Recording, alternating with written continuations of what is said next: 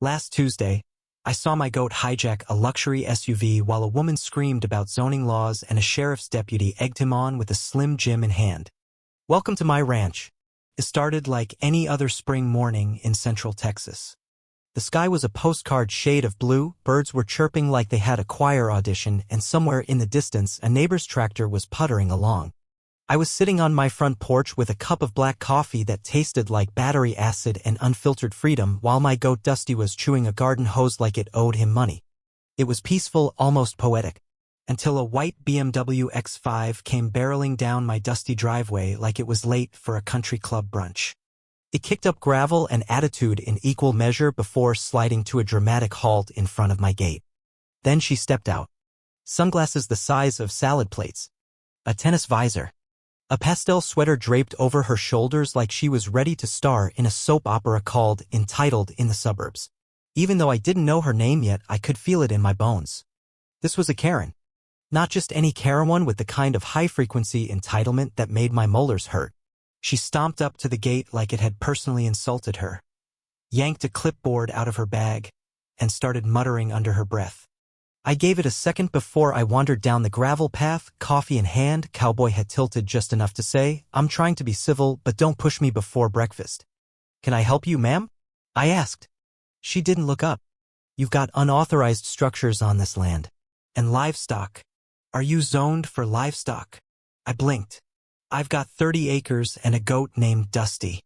What else am I supposed to have? A Target parking lot?" She finally looked at me like I just asked her to explain quantum mechanics using finger puppets. "Sir, you are within audible distance of a developing community.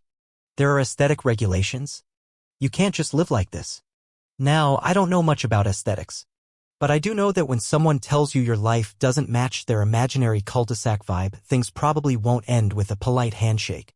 "Well," I said, "this here is private land. I haven't joined any HOA. I checked twice.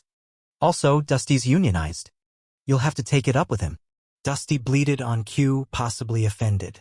Karen twitched. Her mouth did this weird flutter like she couldn't decide whether to yell, cry, or collapse in a heap of righteous indignation. She turned, got back in her SUV, and drove off. I figured that was the end of it.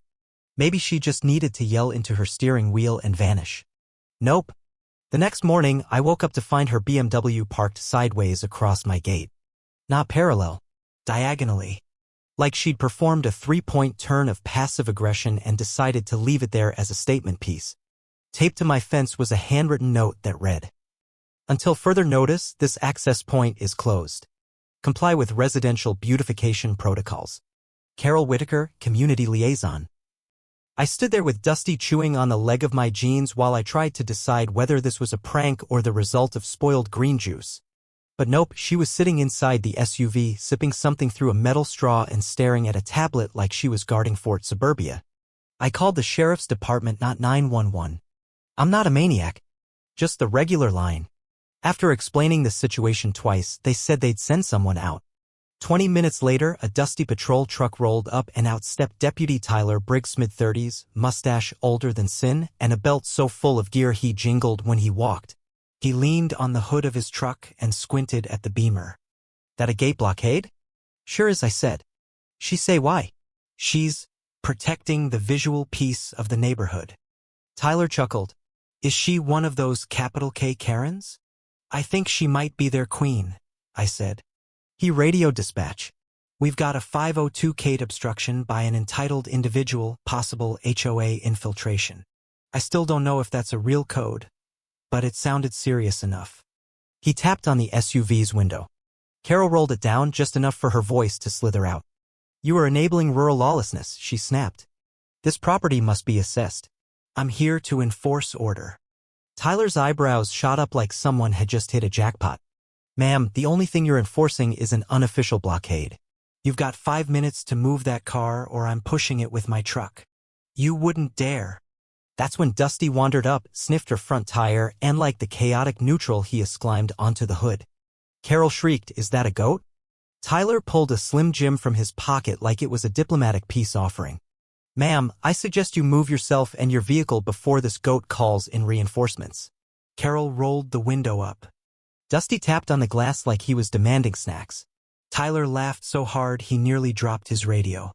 I gave her one last chance to move. She responded by flipping through her tablet like she was searching for a spell. So Tyler did what any good OL boy with a badge and a Ford F-250 would do. He climbed into his truck, gently revved the engine, and nudged the BMW just enough to slide it off the path and into the ditch. Carol leapt out, waving her tablet like it was a holy relic. "This is harassment. I'm calling the mayor." "We don't have a mayor," I said. Tyler added. "And if we did, he'd be at my barbecue this Saturday." Dusty hopped off the hood and let out a bleat so triumphant it echoed. But Carol wasn't done.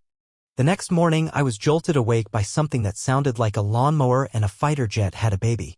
I thought it was my buddy Chase testing his nitrous-powered weed whacker again. Nope. Carol was back. With a local news crew. She'd parked her SUV across my gate again like she was setting up a permanent exhibit and taped signs on the windows, "Zoning matters and goats are not neighbors." She was mid-rant into a microphone when I stepped out onto the porch in my bathrobe, Dusty behind me like a furry little cowboy sidekick. "This man's livestock are a threat to suburban tranquility," Carol shouted. Dusty tripped over his own hooves and face-planted into a bush. Carol pointed. "See? Clearly unstable." The cameraman panned to Dusty, who was now chewing the bush like it was intentional. Then Carol opened her SUV door and pulled out a binder thicker than a high school yearbook. "These are the HOA bylaws being ignored." "There is no HOA here," I said. "This is a ranch. The only rules are, close the gate and don't be stupid. You failed both." While she pointed at imaginary lines in the air like a deranged park ranger, Dusty slipped into the passenger seat of her SUV and started munching on the printed bylaws. Carol screamed like someone had slapped her with a live fish. "He's in my vehicle. He's contaminating the upholstery." Dusty was chilling like royalty, chewing laminated pages like hay. When she tried to open the door, it beep-locked. Dusty had hit the button. Deputy Tyler arrived and shook his head in disbelief. "I leave for one day," Carol screeched. "He broke into my car." "You left it unlocked," I said.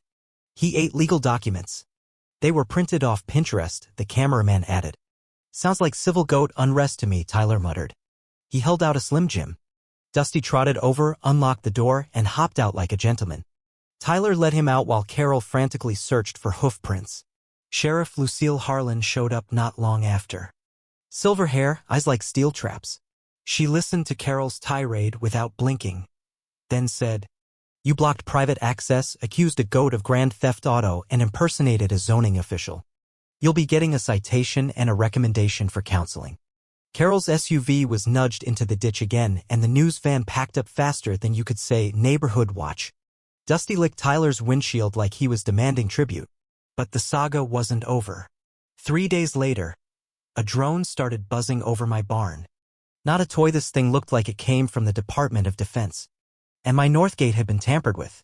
My buddy Chase found tire tracks and snapped a screenshot of a Facebook group, Future Sandridge Estates Community. Right, the Remy Gate, labeled Scenic Entrance. Carol was plotting a hostile rezoning.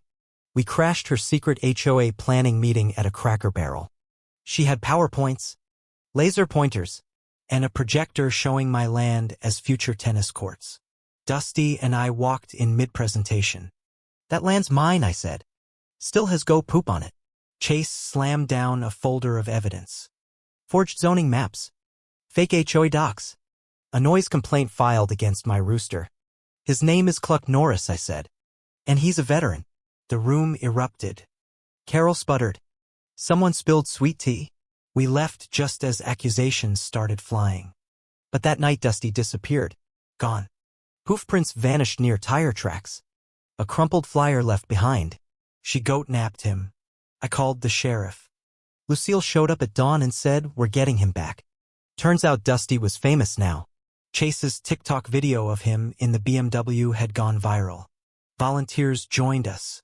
Tyler got an anonymous tip. Carol was building a fence out near the old creek. We rolled in deep trucks, ATVs, law enforcement. And there was Carol, dressed like she was leading a safari, standing beside a homemade toll booth. Dusty was tied to a decorative gnome with a pink leash. "Let him go," I said. "He was trespassing," Carol snapped. "That's not a thing," Sheriff Lucille replied. Dusty pooped on one of her pamphlets while staring her down. Livestock theft. Illegal fencing. Impersonation, Lucille said, writing citations. Tyler added, false toll collection. That's a state offense. Chase handed Dusty a tiny badge. Permission to deputize? Granted, Lucille said. We brought Dusty home. Held a barbecue. Folks from 3 towns came to celebrate. Dusty wore his badge and chewed a flag someone gave him. As the sun set, Lucille gave a toast to every Carol out there. This county ain't for sale. Fireworks lit up the sky. Last I heard, Carol got slapped with fines, a restraining order, and is now trying to start a podcast called Zoning for Change. It has 2 listeners. One of them is probably her lawyer. The morning after the party, I was back on my porch, coffee in hand. Dusty snored at my feet. Peace had returned. Then Chase pulled up and shouted, "Hey, you hear about the alpaca rescue down in Travis County?" I told him you had room. I looked at Dusty. He opened one eye and groaned like he already regretted everything. I grinned. Let the chaos begin.